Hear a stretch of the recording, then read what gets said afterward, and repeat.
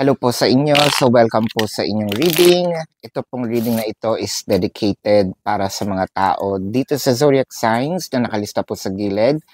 And this is for the entire month of March.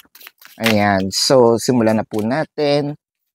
The Hermit. So ang nakikita natin dito parang ang tagal-tagal na nitong relationship na ito or matagal mo nang kakilala, no? Itong person na ito. I feel like kahit papano, no? Kung hindi, parang hindi ito umuusad. Either matagal na tayo nag-aantay. There's something about the time, no? Itong pinag-uusapan natin. The time can be, tulad ng sinabi ko, dati yung kakilala, pero up until now, hindi pa umuusad itong relationship. Or meron na kayong relationship, pero it's not going to, or hindi ito napupunta sa another level of commitments. The Fool card, chances are, ito yung sinasabi natin na meron ditong age gap. Now, it can be a May-December love affair. It may not be, no? Pwedeng konti lang din naman ang age, ang gap, konting taon lang. And kung hindi naman natin pinag-uusapan itong age gap, no, or numbers, siguro ang pinag-uusapan natin dito is the maturity, no? Merong immature, merong mature na isang tao. For a few numbers of you, baka this is also an LGBTQIA plus, no, relationship with the Five of Swords. So parang feeling natin, this, sometimes we're winning, sometimes we're losing. Chances are, nandito pa nga tayo sa uncertainty, no, nitong relationship na parang hindi talaga nagkakaroon ng improvements, kumbaga. With the Six of Pentacles, hindi ko alam dito kung parehas itong energy na ibinibigay nyo. Chances are, baka nandito kayo sa stage na both of you understand each other, both of you have feelings for each other, but still, wala pa dun sa committal stage. Siguro pabugso-bugso, no, itong relationship na ito. Chances are, hindi masyado nagkikita. Kung nagkikita man, yung pag-uusap hindi nagiging ganun kalalim. Ano? With the Three of Wands. So, feeling ko may nag-aantay or inaantay ang tamang oras. For a few numbers of you, meron din dito nag-aantay ng sabihin nating sign, no, from the universe.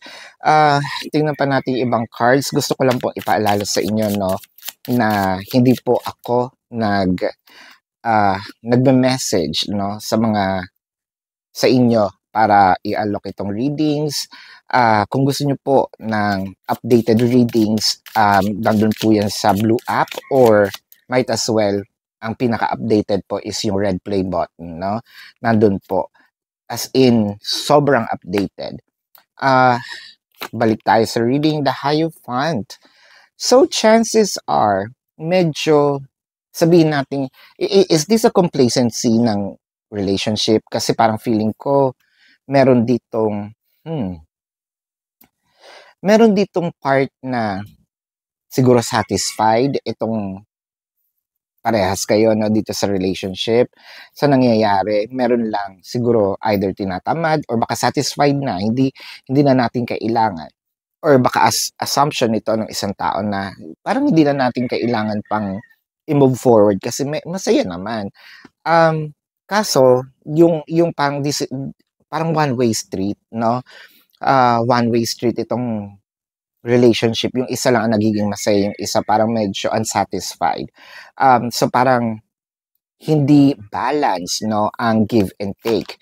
And with the King of Pentacles in here, chances are, yung isa sobrang generous. Siguro itong generosity nitong kung sino man, no, it could be you, it could be your person.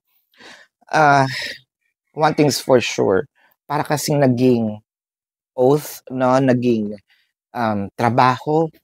So parang may expectations na yung isang tao dito na kailangan mong gawin to, kailangan ito yung nangyayari, ito yung kumbaga nababasa ko na kung ano yung gagawin mo. Kaya all throughout itong relationship, chances are merong kampante, no? With the Knight of Wands. So, gustong umusad, kaya siguro ikaw palabigay din, no? Or generous with your time, energy, effort with the Ten of Cups. So, parang feeling ko, dadating din naman yung time. Kaso kailangan lang ng konting sundot itong relationship na ito with the Three of Pentacles. So ano pa ba yung pinag-aaralan dito? If in case makat tayo, no?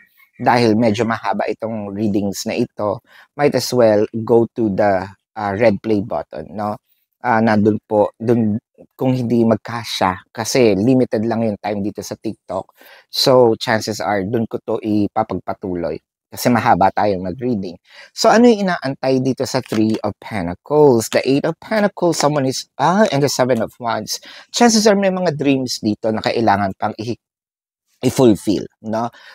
Marami pang mga bagay na sabihin natin, siguro ito yung priority ko for now, no? Ang priority ko is my job, no? Or pag-alis ng ibang bansa, pagtulong ng family, no? I feel lang nagkakapatong-patong. So, nagkakaroon tayo ng vision na itong relationship is because of priorities, obligations, no? Towards themselves or towards immediate family, kaya hindi pa masyadong makausad. I think na hindi rin naman itong yung tao, no? Hindi rin lumaki as a well-off. So parang this is a person who's trying to thrive, no? Nakakakita rin ako dito na parang self-made, no? So from zero to hero, ganun ang drama nito. Nitong taong to, the Magician and the Chariot. So ang nakikita natin dito, ma-fulfill naman yung mga dreams. Pero ang dreams nito is sa kanya muna, and then to follow ka na, no? To follow na ikaw, to follow na itong mga napag-usapan, yung mga plano ninyong dalawa.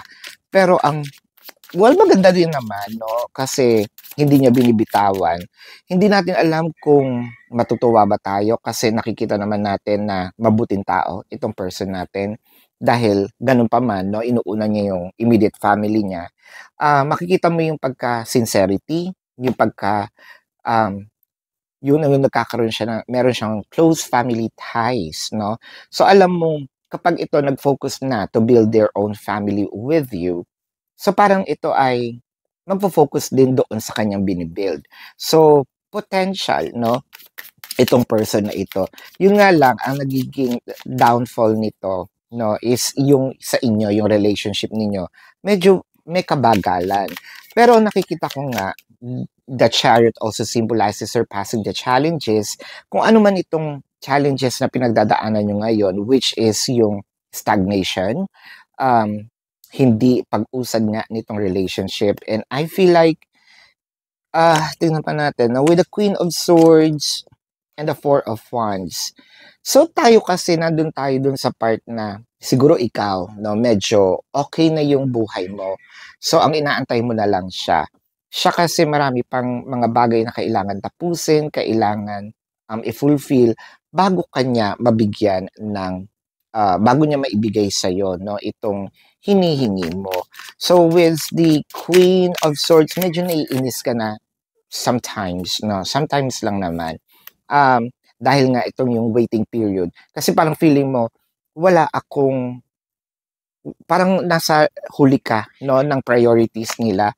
With the Two of Wands and the Knight of Pentacles, very, very soon, I think that this person is going to, right after, ma-fulfill. Siguro meron pa mga pinag-aaral na mga kapatid, pamangkin, what have you. Pero ang nakikita ko dito with the Knight of Pentacles, right after this, mabibitawan naman niya the obligations.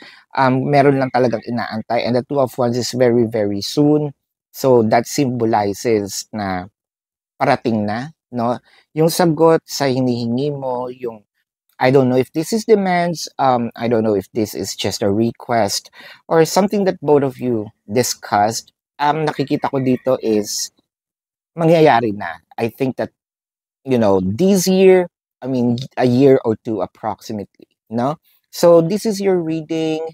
Thank you so much and see you po again doon po sa blue app or dito sa red play button, no?